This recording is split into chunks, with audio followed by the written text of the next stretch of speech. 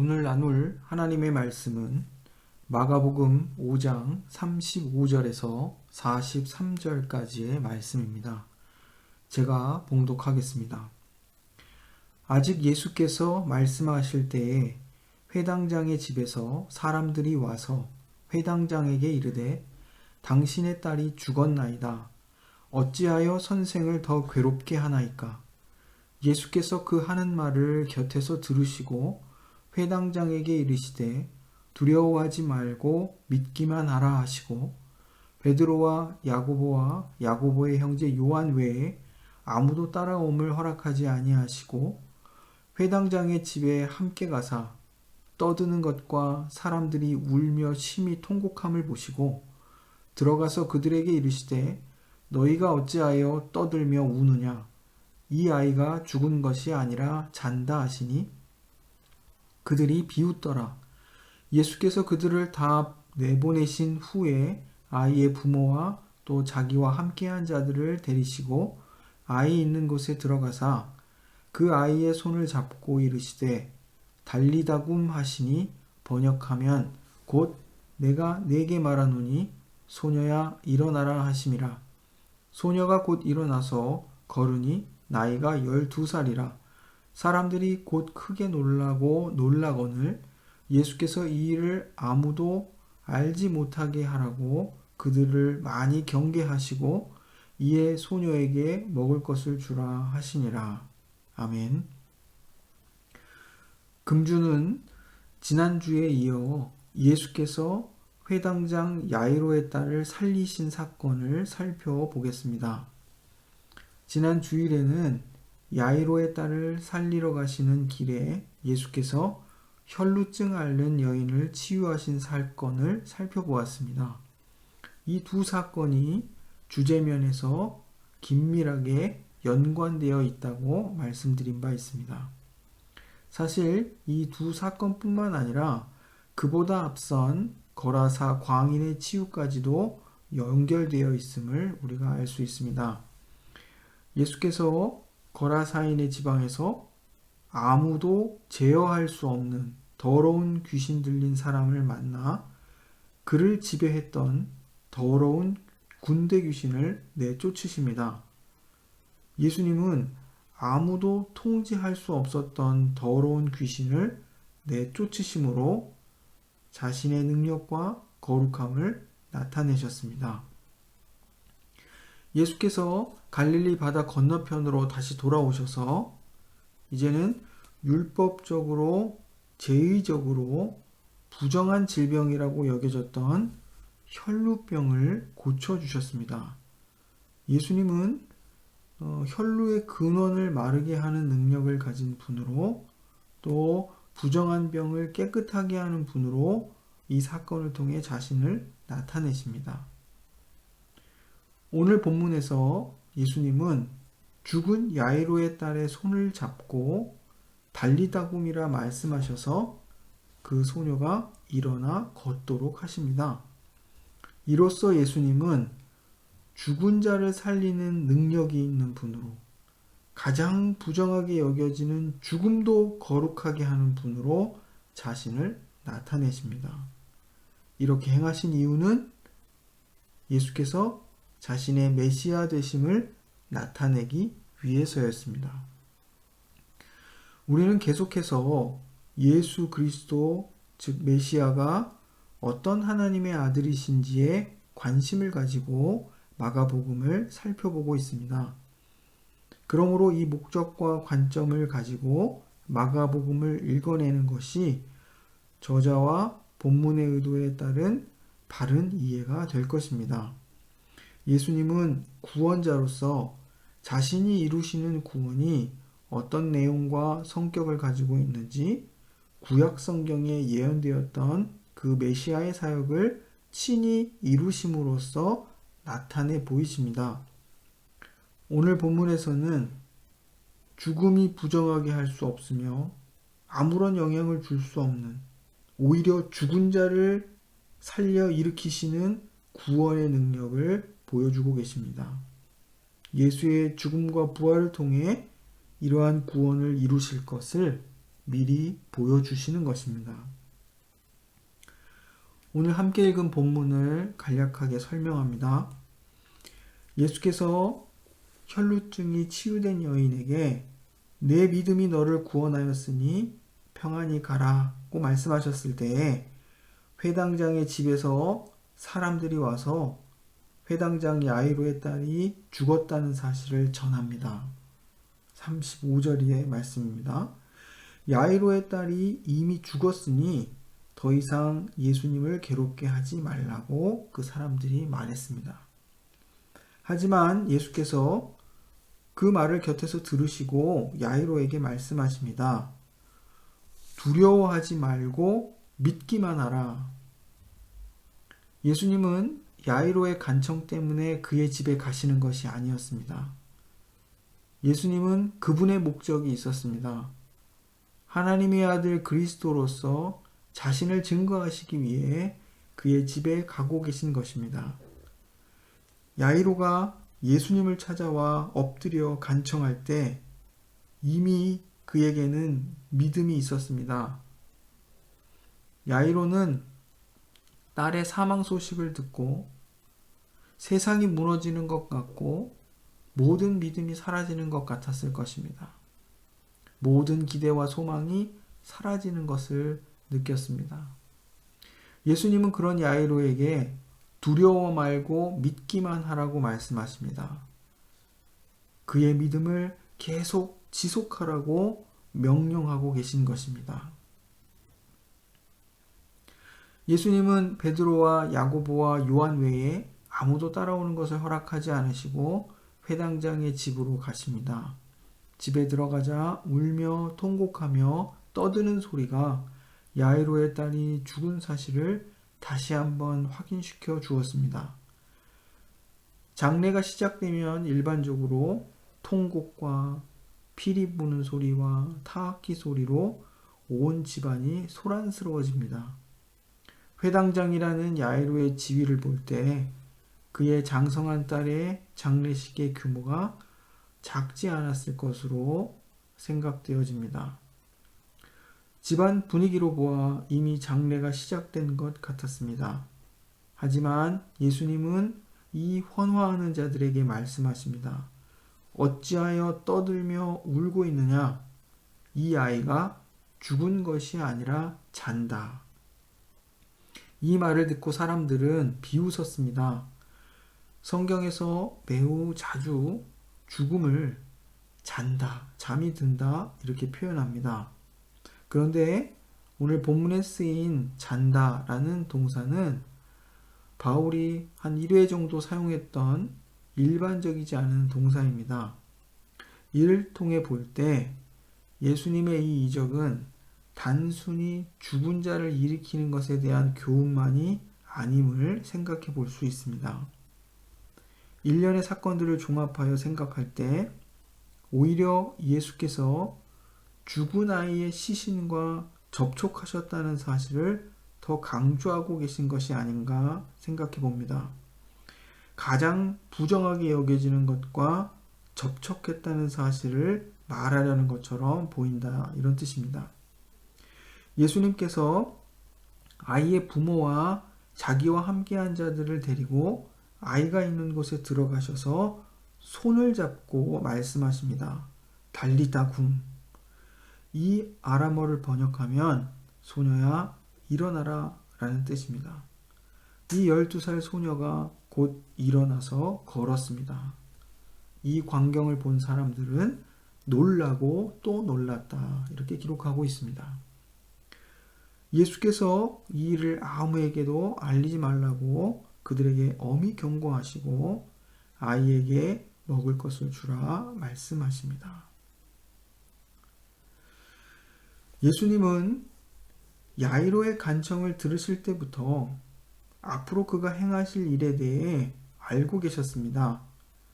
죽은 야이로의 딸의 손을 잡아 일으키시는 것이 그가 하실 일이었습니다. 이를 통해 죽은 자의 시신을 만져도 부정하게 되지 않음을 보여주시고 오히려 죽음의 권세를 깨뜨리고 다시 살리시는 메시아의 사역을 이루십니다. 야이로의 딸을 살리러 가시는 길 위에서 죽은 시체보다는 덜 부정하지만 매우 부정하게 여겨졌던 혈루증을 앓던 여인을 치유해 주셨습니다.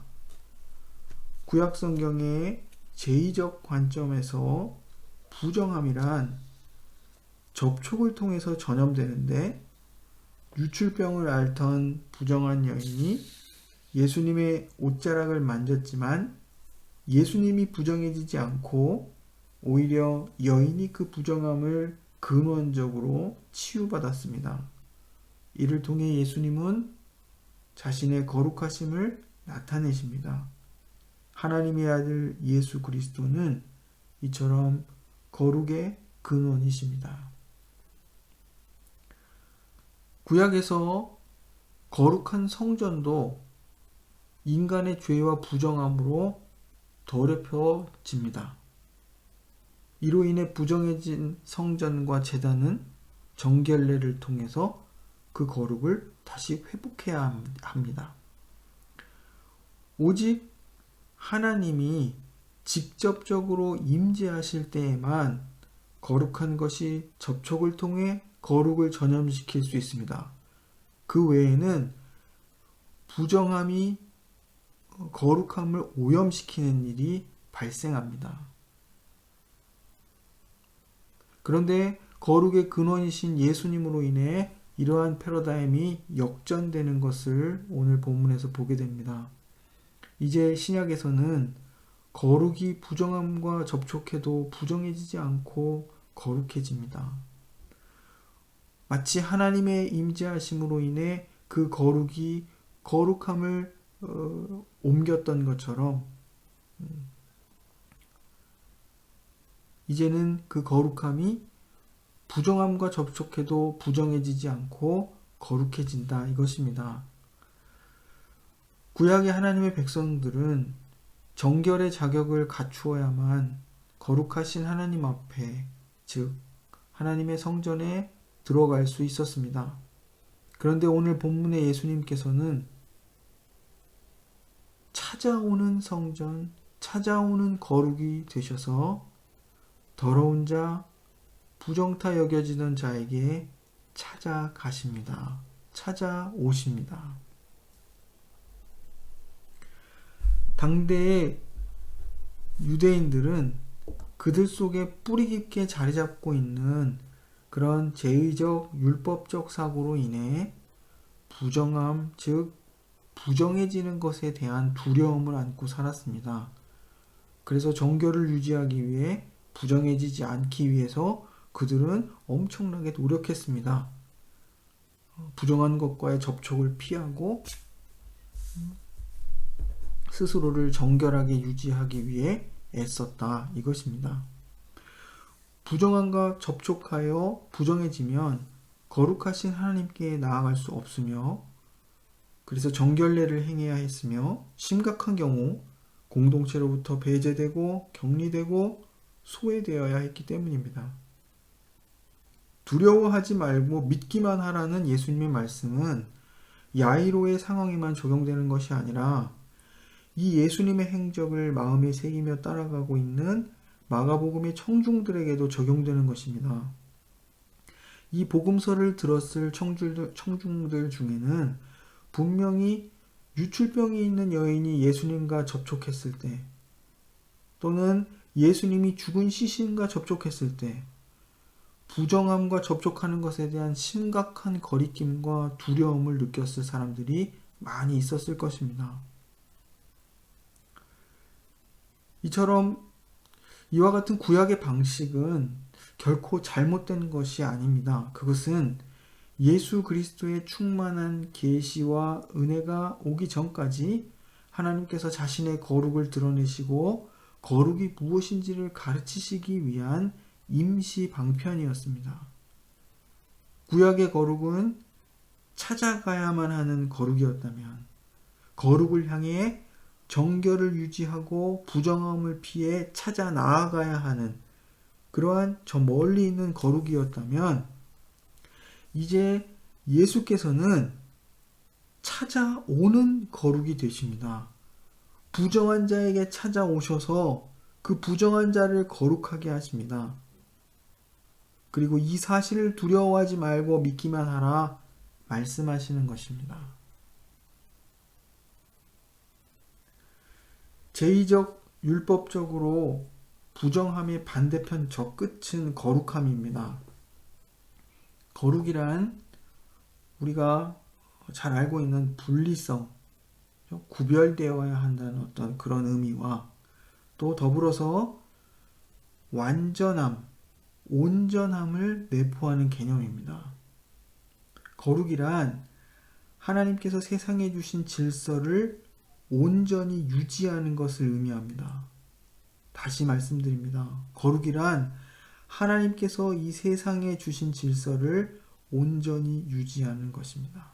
따라서 거룩을 침해하면 무질서를 야기하고 혼란과 혼합, 그죠? 그리고 불완전함, 이러한 것들은 용납되지 않습니다. 여기서 질서는 정결한 것이고 질서를 이탈한 무질서는 부정결한 것으로 여겨집니다. 이런 차원에서 본다면 거룩은 하나님의 질서 안에 그분의 통치 아래 바르게 머무는 것을 의미한다 볼 수 있습니다. 어떤 제의적 행위를 떠올릴 것이 아니라 하나님이 옳다 여기시는, 하나님이 세우신 그 질서 안에 그분의 통치 아래 바르게 머무는 것, 그것이 하나님이 우리에게 요구하시는 거룩함이라 이것입니다. 이번에는 믿음에 대해 살펴봅니다.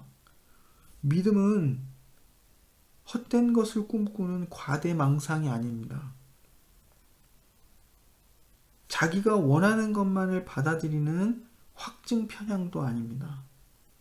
믿음은 흔들림이 없는 자기 확신도 아닙니다. 사실 믿음은 두려움과 의심 속에서 성장합니다. 우리가 가지고 있던 이 땅의 세계관과 질서를 과감하게 버리고 하나님의 사랑과 의의 성품과 그로 말미암는 통치 질서를 받아들이는 것이기 때문입니다. 그렇기 때문에 그 과정에서 두려움과 의심과 맞닥뜨린다 이것입니다. 믿음은 예수와 연합하는 것이며 예수로 옷 입는 것이며 죽고 다시 사는 것이며 영원한 나라를 받아들이는 것이기 때문입니다. 이러한 엄청난 변화 속에서 두려움과 맞닥뜨릴 수밖에 없고 의심의 벽에 부딪힐 수밖에 없습니다. 그런데 원래 믿음은 하나님의 선물입니다. 그래서 우리 안에 믿음이 심겨진 것뿐만 아니라 우리 안에서 그 믿음이 성장하는 것도 하나님의 은혜입니다. 하나님이 심으시고 하나님이 그 믿음을 성장시키게 하십니다.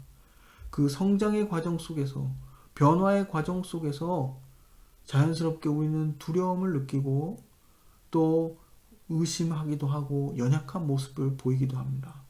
그런데 그 연약한 우리를 하나님이 붙드시고 하나님이 약속하신 그 자리에까지 이끌고 가신다는 사실을 우리는 기억해야 됩니다.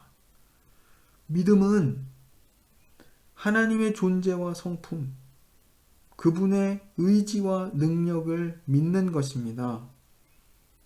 우리 자신을 믿는 것이 아니라, 우리의 믿음을 믿는 것이 아니라, 우리의 생각을 더욱 확고하게 만드는 것이 아니라 하나님의 존재와 그분의 성품과 그분이 가지신 뜻과 능력을 믿는 것이라 이것입니다. 이것이 우리의 믿는 바입니다.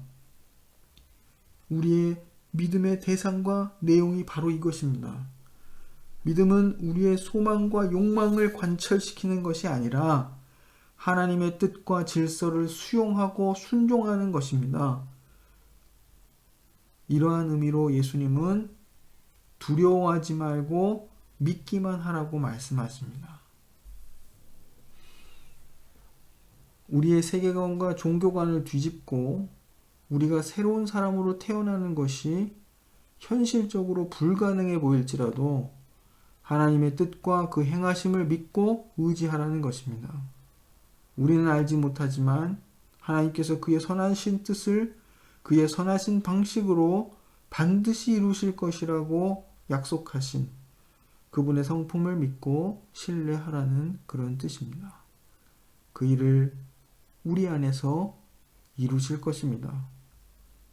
눈앞의 현실이 우리를 두려움에 빠지게 할지라도 이 세상 제국의 질서와 지배가 언제 끝날지 막막하더라도 하나님 아버지의 뜻이 이루어질 것을 믿고 순종하라는 것입니다. 주기도의 교훈처럼 하나님의 뜻이 하늘에서 이루어진 것 같이 땅에서도 이루어지기를 구하는 것입니다. 이것이 믿음입니다. 그리고 이렇듯 하나님의 질서와 그 뜻 가운데 그 뜻을 수용하며 살아가겠다고 믿음으로 고백하는 것이 거룩이요 거룩한 삶입니다. 예수님께서 우리에게 찾아오셔서 부정한, 불완전한 우리를 그의 피로 깨끗하게, 온전케, 거룩하게 하셔서 하나님의 거룩한 백성들이 되도록 하셨습니다. 하나님의 말씀을 따라 하나님이 세상에 주신 질서를 따라 우리의 삶을 온전하게 유지하도록 하신 것입니다. 뿐만 아니라 하나님의 아름다운 덕을, 그의 구원을, 그의 통치를 이 땅에 세상에 선전하도록 하십니다. 우리의 선한 행실과 거룩한 삶을 통해서 말입니다. 거룩한 백성이란 무엇을 지키고 또는 금하고 또는 행해서 거룩한 척하는 백성이 아닙니다. 외식하던 유대인들처럼 제의는 철저히 지키지만 제의에 담긴 내용과 정신을 잃어버려서는 안 됩니다. 이 세상 제국의 가치와 정신을 따르지 않고 주께서 핏값을 치르고 사신 거룩한 교회로서 공동체적 정결과 거룩을 지켜가는 것이 믿음으로 사는 우리들의 책임입니다. 이를 위해 하나님 나라의 의와 사랑의 통치 질서를 성경 말씀을 통해 잘 배워 습득해야 하는 것입니다. 오늘 봉헌 본문입니다. 그러므로 형제들아 우리가 예수의 피를 힘입어 성소에 들어갈 담력을 얻었나니 그 길은 우리를 위하여 휘장 가운데로 열어놓으신 새로운 살 길이요 휘장은 곧 그의 육체니라. 예수께서 하나님의 아들 그리스도로 우리에게 찾아오셔서 거룩하신 하나님께 나아갈 이 새로운 살 길을 우리에게 주셨습니다. 이제 예수께서 우리 안에 이루신 이 구원이 우리의 삶 속에 어떻게 구현되어야 할지를 생각하기를 원합니다. 그리하여 새로운 한 주간의 우리의 삶이 하나님께서 기뻐하실 거룩한 예배가 되기를 소망합니다. 기도하겠습니다. 사랑의 하나님, 우리에게 예수 그리스도를 보내주시고 그 그리스도가 우리에게 찾아오는 거룩이 되게 하신 것 감사합니다. 그러나 우리는 여전히 두려움과 불신 속에 있을 때가 많습니다. 제의적 정결 규례에 매여서 때로는 이 땅 제국의 가치관에 매여서 주께서 믿음으로 행하라고 요구하실 때 주저할 때가 있습니다. 정의의 편에 서야 할 때, 사랑과 긍휼의 마음을 가져야 할 때 나의 지위와 또 유불리와 여러 핑계들로 어느 것도 하지 못하고 망설이고 주저할 때가 많습니다. 주여, 믿음 없는 우리를 불쌍히 여겨 주옵소서. 두려워하지 말고 믿기만 하라 하신 주의 말씀을 의지하여 담대히 믿음으로 행하게 하옵소서. 주께서 주신 우리의 새로운 삶을 거룩하게 삶의 예배로, 예배의 삶으로 드릴 수 있게 하옵소서. 예수님의 이름으로 기도드립니다. 아멘.